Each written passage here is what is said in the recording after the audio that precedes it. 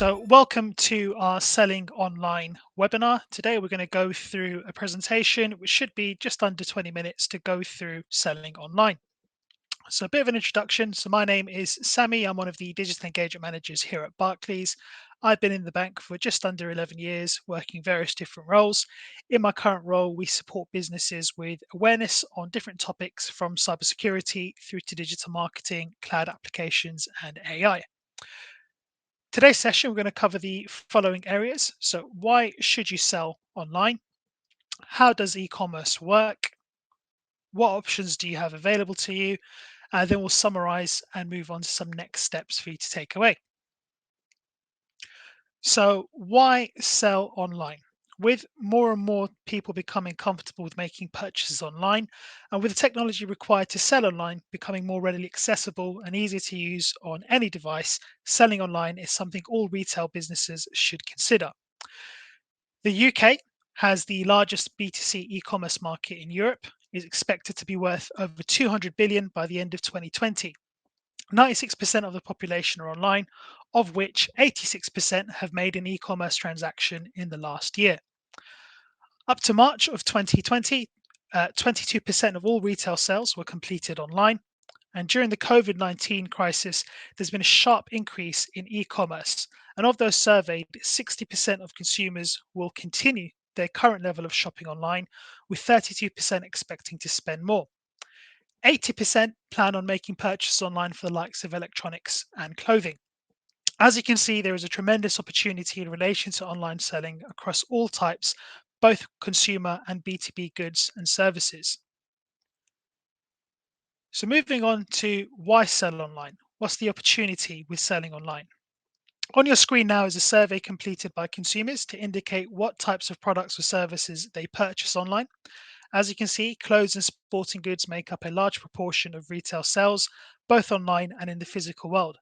This is expected to continue and rise. A survey conducted by the Royal Mail indicated that most UK consumers shop for fashion 2 or 3 times in a 3-month period. The digitization of the travel industry over the last decade has wholly overhauled this hospitality and leisure sector. There is growing consumer confidence in organizing holiday arrangements online, which in the past was primarily done through an agent, either face to face or over the telephone. This consumer behavior suggests that regardless of the post pandemic outcome on this industry, there is still potential opportunity and an established demand for online sales in this sector, particularly so as individuals may be less likely to travel overseas in the imminent future. We have seen in recent months farms and other grocers begin to sell their products online through a third party vendor. This might be through care packages or boxes of pre selected goods. Whilst these businesses may have historically been B2B orientated, as a response to the current circumstances, they've diversified and pivoted their business to reach end consumers, providing the opportunity for customers to buy from newly created online shops for local delivery or collection. We've had a quick look at a sample of the business sectors referenced above, and more recently, a business that has launched an online selling platform. But let's have a look now in more detail at the various stages involved in an online sales process. So, how does e commerce work? We'll hopefully demonstrate this to you in 9 easy steps. There are many things to consider when starting to sell or expand online. We've put together these steps to help you understand the process. We'll look at a selection of platforms in detail a little bit later, but for now, let's look at the key areas for consideration. So, step one is to choose what product that you're going to be selling. Then you've got to think about the photograph and how you're going to list the product. Allow those products to be selected and placed in a cart. Then the checkout process, facilitating the payment, the picking and dispatching or picking and packing of the product, and then finally dispatching the product out. Then we've got to think about the aftercare. So once the product arrives at the customer's destination and any aftercare services required. A key part to selling online is to understand your customer journey. This will help you map out your business journey, ensuring that each customer touchpoint is considered and fulfilled. Over the next couple of slides, we will look at how to align your customer's journey with your business journey. The customer journey will be a familiar experience to you, as I'm sure you've already been shopping online as a customer. So let's break it down. So step one is the customer discovers your product. They then wish to select the product and they want to then add it to the basket. They'll then select the delivery method, proceed to the checkout and payment, and wait for the product to arrive. Your goal is to make this an easy and end-to-end process as possible. This is their initial experience with you as a brand and as a business, and you want to encourage them to return to you as a customer and potentially share their positive experience with others. Getting this right for your customer is what we'll look at now with the additional considerations of creating your online shopping model slash experience. So we'll move on to the business journey. Your business journey is a slightly expanded version of the customer journey we've just gone through, but you'll have work to do once they arrive on your website and they've completed their purchase. Here we're going to take you through each step in detail. So step one is to build the online store, display the products on a product page, have the product in a basket visual, choose your shipping methods, make the returns policy really clear and easy to understand, implement the payment acceptance service that you'll be using, then package the item with the appropriate inventory management, ship the item, and provide the relevant customer care and contact. So what options do you have? So there are a number of ways that you can start selling online. We'll take you through the different options.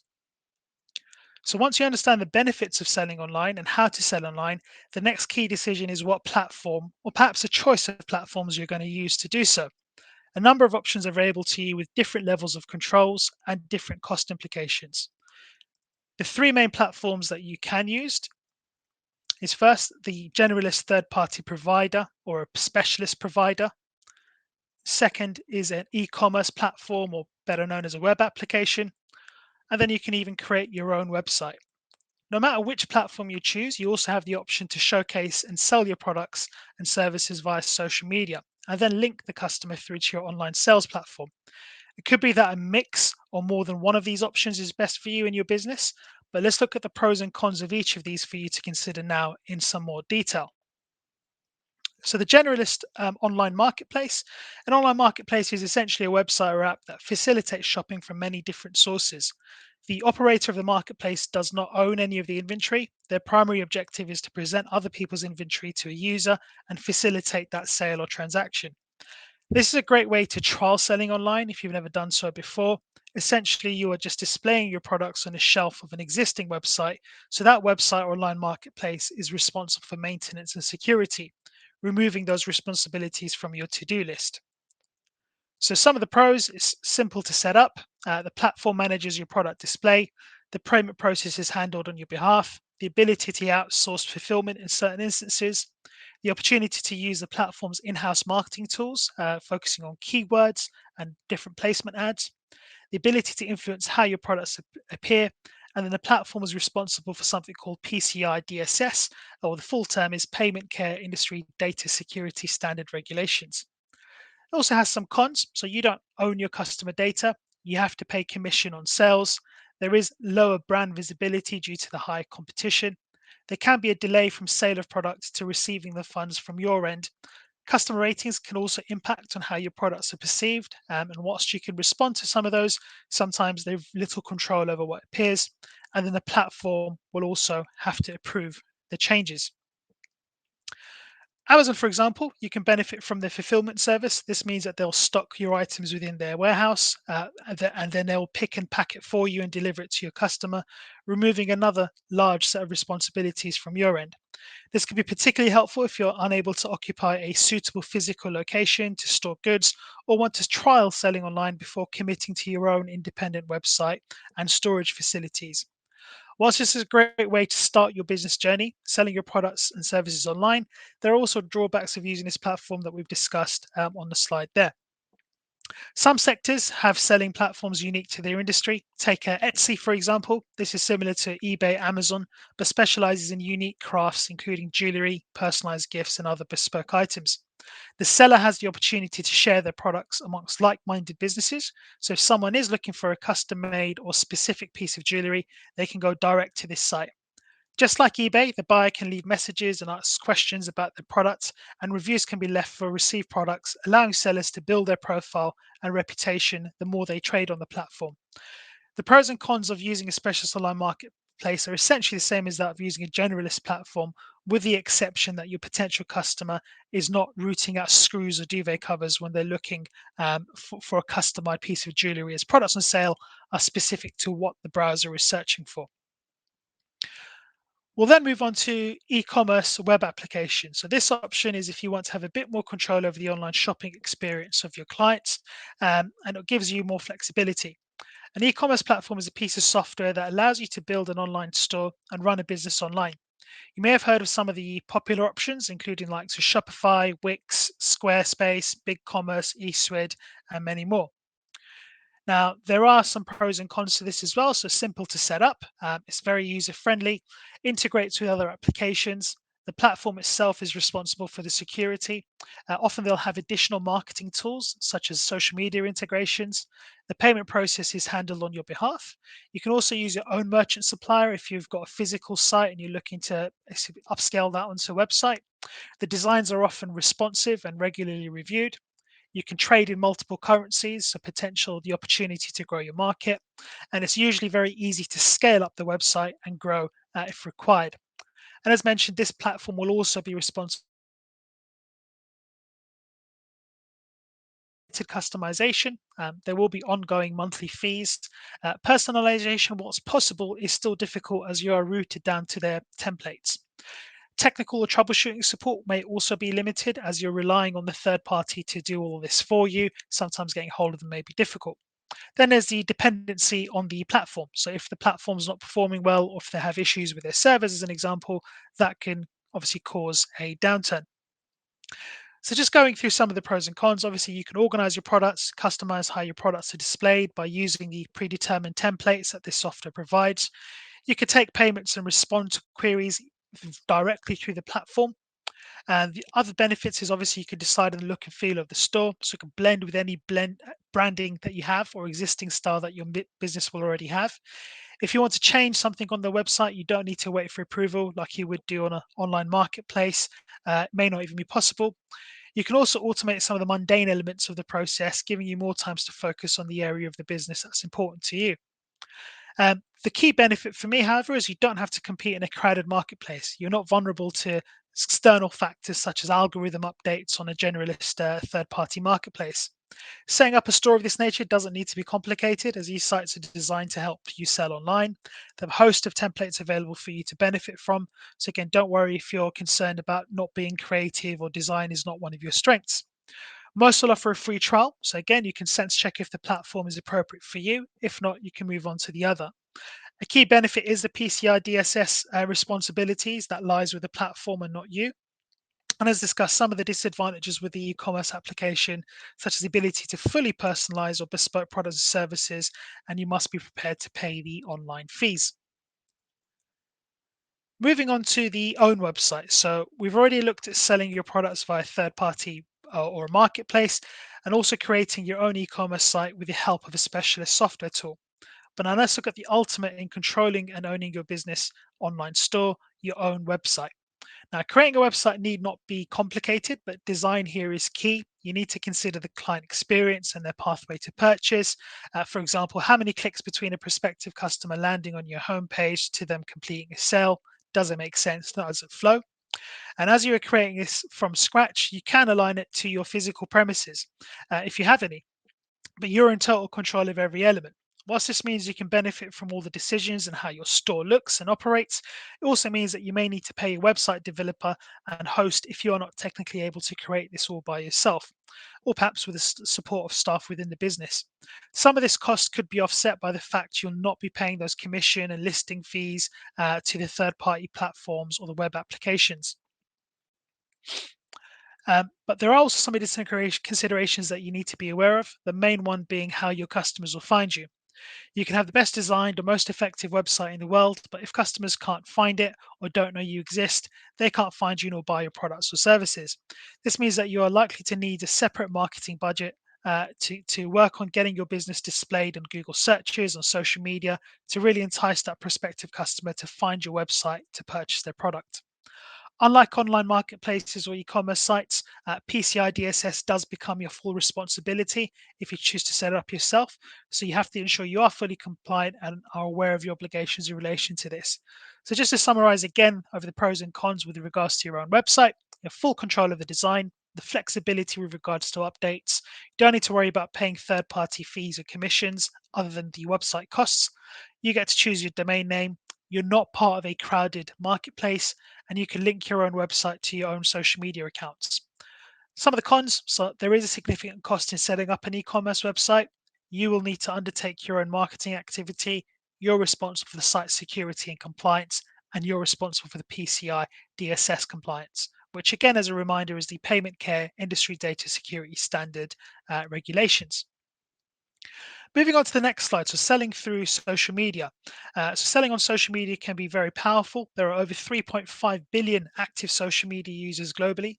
Selling on social media can be a really powerful way to get your products out there and complement your own website, e-commerce site, or even third-party marketplace, as we've discussed.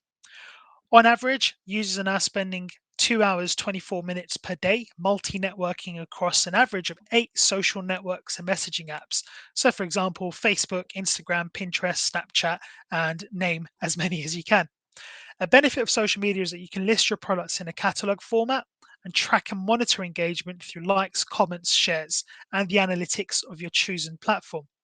The biggest drawback of social media platforms is that you cannot sell directly on them, well, not yet in the UK anyway. You do need to link into your own website, e-commerce site, or to the marketplaces that we've discussed to complete the transaction. You must also be mindful the relationship you'll have with your social media audience is very different to which you may have through your own website or e-commerce shop. It's very much an interactive and two-way relationship. The objective of social media is to create a community and engage with it. This may require time and effort to be invested in creating and updating your content and holding those conversations with your audience. And finally, you have to consider the transparency that social media creates, this being both a positive and a negative. So just again, just to highlight the pros and cons, got large exposure to potential audience. You can list your products in a catalog format on the most popular ones. You get really powerful insights and analytics delivered from each platform. You have the ability to promote products through the platform through the choice of paid ads or organic marketing. There are a number of e-commerce providers that have automatic links and integrations in place already to make things easier, and you can tag your products in posts that you're doing. Some of the cons, there will be an additional step to checkout. So if they find you on social media, they've then got to find your website or wherever you're selling from. There are frequent changes made by the social media sites in terms of their algorithm. So you need to be wary of that. You need to keep upskilled. You don't necessarily own that customer data. That's the social media company that's managing that. And then the additional resource required to manage the channel, you'll need to consider whether you can upskill yourself if you're not confident in it, or do you employ a third party or get someone within the business to run that side for you. We'll now move on to a comparison of the platforms. So here's a summary of the platforms and some key considerations. As you can see, pricing will vary from platform to platform. You can also have varying levels of ownership over the design and control of your online shop, ranging from very little if you're using an online marketplace to full-on creation and ongoing management of your own website. There are also security implications depending on which platform you choose to work with. With third party platforms such as e commerce and online marketplaces, the provider assumes responsibility for security and PCI DSS. Whereas with your own website, as a processor of the data, you'll be accountable for this. So ensure you seek appropriate support from your merchant service agent. As previously discussed, you can also outsource picking, packing, and delivery of your products to an agent, or you can choose to take on fulfillment responsibilities and own all the elements of the process end to end. Finally, some platforms will have additional tools to support you, including help with marketing or the ability to promote certain products. It's important that you fully investigate which platform is the best fit for you and your business before committing to one or the other. But thank you very much for joining our session today. We hope you found it valuable, and we look forward to seeing you on the next one.